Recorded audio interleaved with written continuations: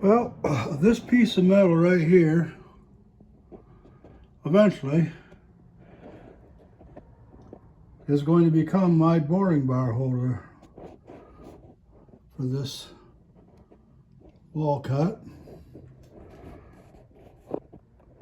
I'm making it myself because the height of the tool, especially in a boring bar, is very important.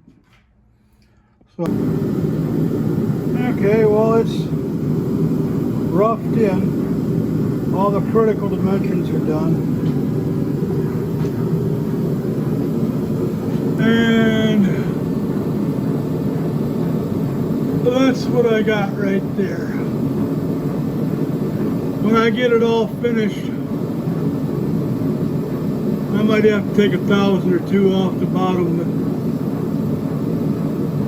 raise it up some, or lower it down some. But now we're on to the drill press and the tap.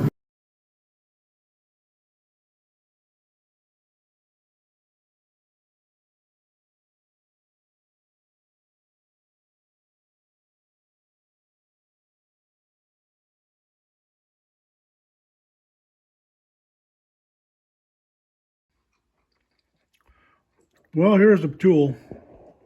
I got her done a little while ago. I started polishing on it with sandpaper, and I'll do more to it. I'll probably make it look really nice. Get all the machine tooling marks out of it.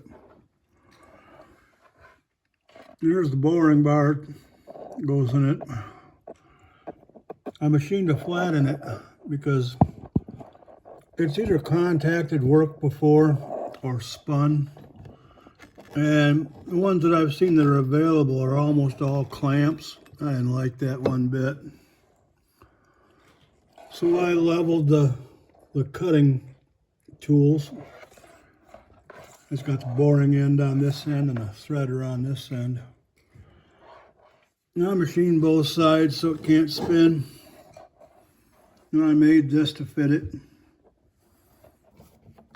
That big old block of steel. It weighs probably half. It weighs about half what it did. That's what the cross section looks like.